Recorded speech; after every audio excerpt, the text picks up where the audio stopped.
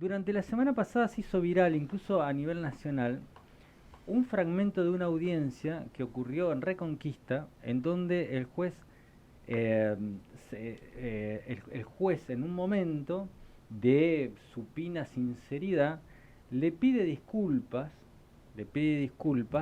a la pretensa víctima porque debía liberar a quien habría sido su agresor de una cuestión sexual, debía liberarla por una sola cuestión como muy loca, ¿no? No se había investigado lo suficiente y esa persona hace 10 meses que estaba guardado y durante los últimos 7 meses no se había hecho nada, ¿no?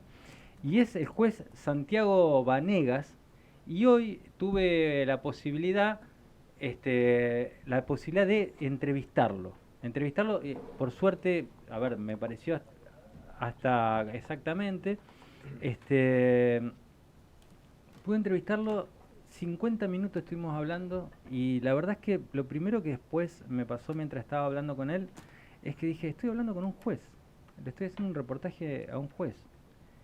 Y entonces le pregunté sobre el final, ¿por qué hablaba? Porque los jueces no van a los medios, no le explican a las personas de carne y hueso, los ciudadanos de qué la va o por qué, qué piensan, cuál es su situación, eh, siendo que deciden de cosas tan importantes, ¿no?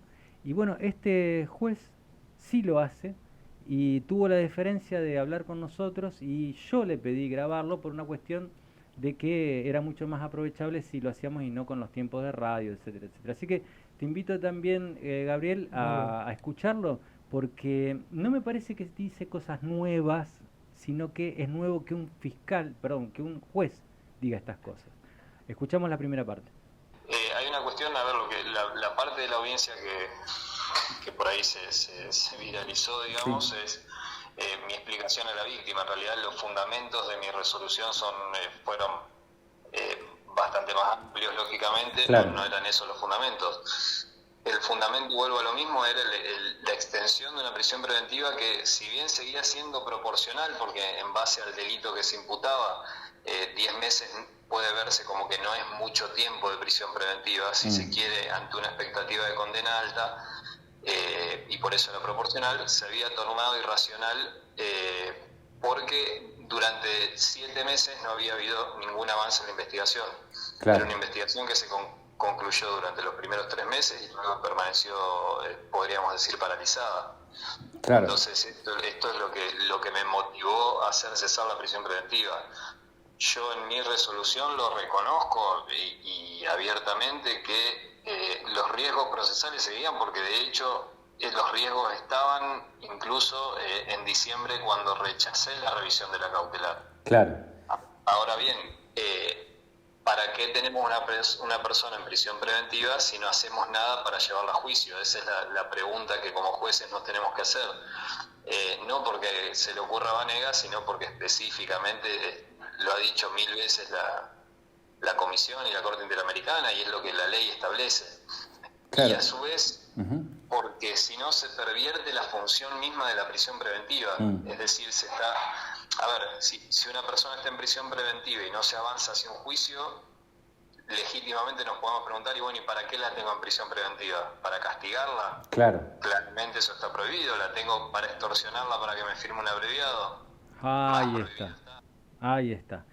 Esa última parte, vital, ¿no? Porque ya si un juez que está en la dinámica comprende o empieza a comprender que la prisión preventiva podría ser, y lo menciona como una extorsión para lograr un juicio abreviado, es un montón.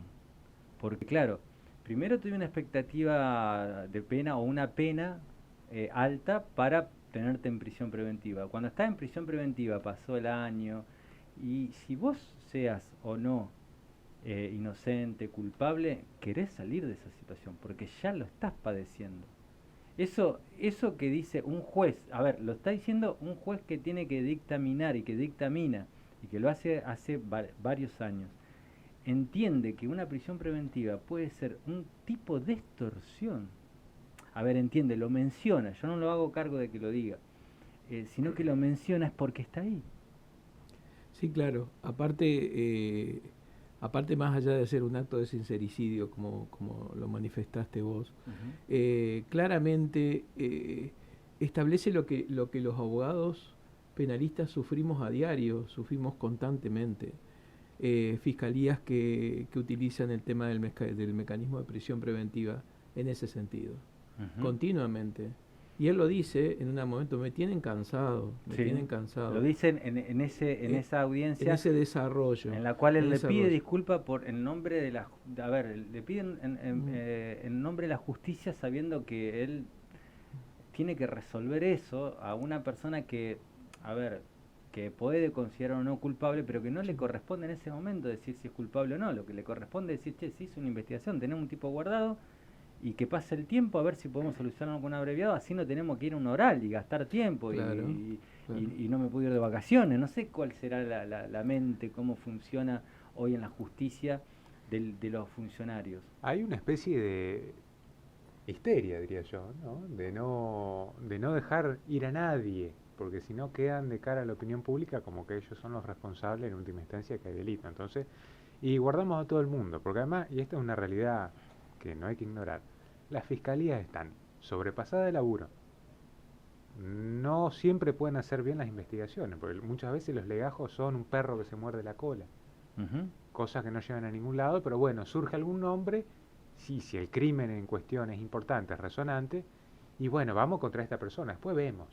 Claro, lo que pasa es que lo que plantea, incluso lo plantea en la audiencia y después lo plantea, es el juez, que tiene una función. Si esa función no la puede cumplir, y esa función la tiene que cumplir en base a lo que le manda la ley, no en base a lo que le parece, o a su idea. Aparte, puntualmente, parecería que las fiscalías únicamente funcionan en los delitos en flagrancia, cuando te agarran con la mano en la masa. De otra manera no pueden realizar ninguna investigación. Acá en Santa Fe hay un exceso de fiscales, hay muchos fiscales. Incluso hay fiscales que trabajan en forma conjunta, que en determinadas situaciones, como los delitos sexuales, hay 2 o 3, se suman 4 o 5, tienen una estructura de asistente, pero realmente la tarea que desarrollan es, van a un caso, lo colocan en prisión preventiva, los tienen ahí, llegan el periodo de tiempo y piden prórroga, 1 año más. Ahí está lo que el juez explica. No sé si en esta parte, en una charla muy larga, yo extracté algunos pedacitos para seguir trabajándolo porque me parece interesante, pero él de alguna manera lo que explica es que cuando él prorroga en diciembre, las circunstancias eran las mismas que ahora, nada más que pasaron 7 meses, con lo cual no es que él entienda que no es necesaria la prisión preventiva para asegurar el desarrollo del proceso, sino que lo que entiende es que no se hizo nada en 7 meses y por eso tiene que hacer algo que cree que no, a ver, no es que no se, que cree que lo tiene que hacer porque es lo que le manda la ley. Vamos a escuchar el otro audio y también desmenuzar esto que es, hay un juez que está diciendo lo que está pasando. La otra vez estábamos leyendo una carta, un pedazo de carta de una persona que se quitó la vida y denunció cosas que pasaban en la justicia. Los nombres obviamente no los dimos, pero sí que hay algo que está pasando en el andar, en la diaria de esas personas que tienen la función de decir si quedamos libres, si no quedamos libres, si somos culpables, si van a declarar culpable a alguien que hizo algo con nosotros, etcétera, etcétera, etcétera. Vamos a escucharlo. O sea, cuando usted da una prisión preventiva le dice al fiscal cuánto tiempo usted necesita tranquilo, sin ningún tipo de entorpecimiento para realizar la investigación y hacer la acusación. No le está diciendo cuánto tiempo merece esta persona estar detenida por lo que aparentemente hizo. Exactamente, lo explicaste sumamente bien. Y hago una postilla a lo que decís, y tampoco es cuánto tiempo necesita tener esta persona privada de su libertad hasta que acceda a firmar un abreviado, mucho menos, digamos. Entonces, a ver, en nuestro país, concretamente voy a hablar de nuestra provincia, los últimos números que tenemos disponibles, que son de 2022, presentan un alza de prisiones preventivas que llega prácticamente al 50%, y se estima que los números de este año van a implicar una prisión preventiva de arriba del 50%, es decir, más personas privadas de su libertad sin condena que con condena. Claro. Y estos números son muy graves, no los podemos dar como naturales. Países sumamente punitivistas como puede ser Estados Unidos, que la gente siempre lo toma como referencia de queremos ser así en cuanto al castigo al delincuente y demás, no llega al 18% de prisiones preventivas sobre el total de presos. Claro. Es decir, una persona de cada 5 más o menos está en prisión preventiva, acá una persona de cada 2. De cada 2 presos, uno no tiene condena. Y en cuanto a lo que decías del abreviado, creo que hay que tener en cuenta que es una herramienta absolutamente válida. Yo no estoy en contra del abreviado, de hecho. A ver, es demasiado importante esto. Mañana lo vamos a seguir tratando porque incluso el juez, hay otra situación muy compleja, ¿no?, que tiene que ver con la administración de la justicia y cómo es la corporación judicial. Vanegas salió primero en la orden de mérito en el concurso de juez de menores en Santa Fe. Y eso fue hace 2 años y hace unos 8 meses se dictó que él debía hacerse cargo de ese juzgado y no se lo dio hasta ahora. Él en una parte después se pregunta si tiene algo que ver con Vanegas, dice no creo.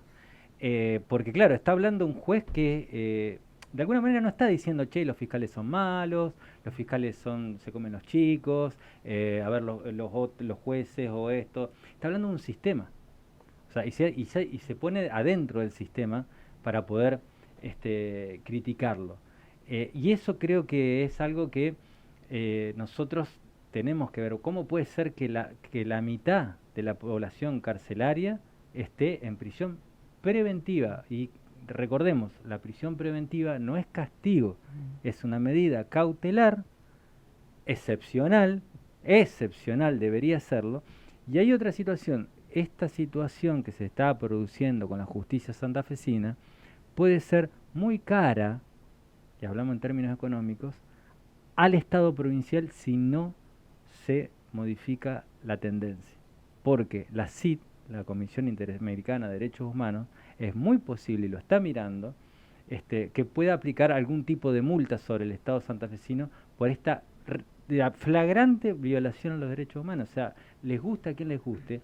Y hay una parte muy interesante después que también charlamos, es cómo las prisiones preventivas favorecen a la impunidad.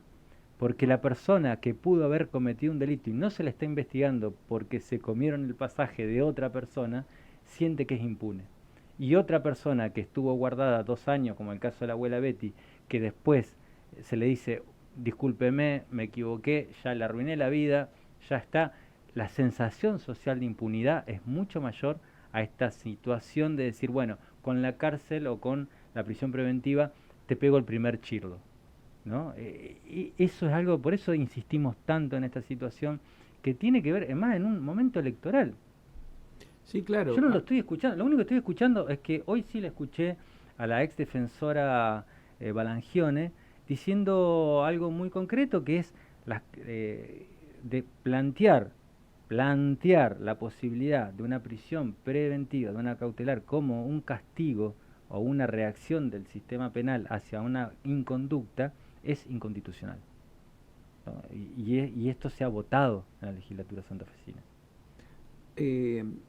Aparte de lo que bien claramente vos lo significás, excepcional, porque estrictamente para que se conceda una prisión preventiva hay 2, se tiene que no haber peligro de fuga o afectación del procedimiento de prueba o entorpecimiento probatorio. Esos 2 es algo muy restrictivo, es algo muy específico, y en el devenir de tanto tiempo, si vos no aseguraste esas 2 situaciones, fundamentalmente el entorpecimiento probatorio, 1 mes, 2 meses, pero ¿cuánto más necesitas para poder trabajar esa situación y ya tener en clara una situación? No hay un pedido fiscal solicitando revisión de prisión preventiva, salvo cuando se han producido hechos escandalosos, que hay muchas excepciones, pero bueno, yo lo he sufrido, así que... Sí. Bueno, vamos a la última partecita, que es de 2 minutos, un poquito más larga, porque acá yo le pregunto al juez Vanegas, le pregunto algo muy loco, ¿no? Que esto que decía me resulta raro y no debería estar hablando con un juez que está explicando por qué hizo lo que hizo, por qué dijo lo que dijo y cuál es su postura. Y también hasta diciendo, che, falta el juez de menores en Santa Fe. O sea, un adolescente entre 16 y 18 años que es punible su conducta, hoy está siendo juzgado de otra manera, lo cual puede ser revocado, sea culpable o no. O sea, esa es Sí, la sí. situación judicial en la cual solamente no se lo nombra y ya está determinado. Ujú. El resto de los jueces de menores sí se designaron en distintos lugares de Santa Fe, pero no acá. Y él se preguntaba, ¿será por el doctor Vanega? No creo. Escuchamos lo último, él sí habla y él sí habla con la prensa y sí deja que lo escuche la audiencia. En tu caso vos aceptás comunicarte no con el periodismo, sino con la sociedad y poder y explicar estas cosas. Te pregunto ya fuera digamos, de lo que es la función institucional del juez, sino por la función social. ¿Por qué crees que es importante e interesante poder explicar a la ciudadanía en general cuestiones más que técnicas de cómo funciona la justicia, cómo debería funcionar y también los límites de un juez dentro de lo que es la normativa del sistema legal? Bueno, creo que justamente vos lo dijiste, es fundamental porque es uno de los poderes del Estado.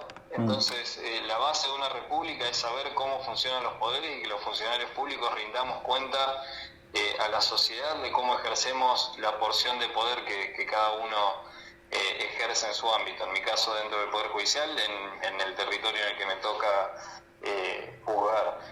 Y bueno, hay una frase que a mí me gusta, que es de Mirabeau, un pensador francés de la época también de la Revolución Francesa, que él decía, la voy a parafrasear, digamos, no me la acuerdo literal, pero como, denme al juez que quieran, mi mayor enemigo si les parece, pero que no puedan verificar uno de los que yo cometí, sino en público, es decir, que me juzgue públicamente. Como diciendo, bueno, prefiero que me juzgue mi peor enemigo, pero en público, a que me juzgue alguien imparcial en privado. Y justamente por esto, porque hacer públicas las cuestiones dentro del Poder Judicial, dentro de lo que ocurre en las audiencias y demás, es lo que permite que la sociedad pueda entender y pueda también reclamar. Que nos pueda reclamar a nosotros como jueces, como funcionarios, bueno, ¿por qué resolviste en este sentido? Y si bien esta audiencia se viralizó en particular, suelo resolver, cuando resuelvo siempre explico, doy primero los fundamentos técnicos, que en este caso lo hice al revés, los fundamentos técnicos los di después, pero siempre doy los fundamentos técnicos y después le explico al imputado, bueno, señor, usted va a quedar preso por esta razón, usted va a quedar en libertad con restricciones por esta razón y esto es lo que tiene que hacer. Y también le explico a la víctima. Incluso acá los jueces de mayores dictamos sentencias en menores, porque hay una sola juez que es la que hace la instrucción y nosotros dictamos la sentencia. Y también, pese a ser un sistema escrito, cuando dicto sentencia yo cito al menor y le explico, mira, resolví condenarte o absolverte por tal razón. Después hablarlo con tu abogado que te va a explicar bien, pero porque creo sinceramente, por una cuestión ética, que es lo que corresponde que hagamos los jueces. Bueno, o sea, básicamente creo que estamos escuchando a un juez que toma en serio su rol social, aparte del rol técnico. Mañana les invito a que mañana nos escuchen de nuevo porque es un reportaje largo, cada cosa es para analizarla, porque es lo que está ocurriendo en el sistema judicial mientras el mundo está en otra cosa, ¿no?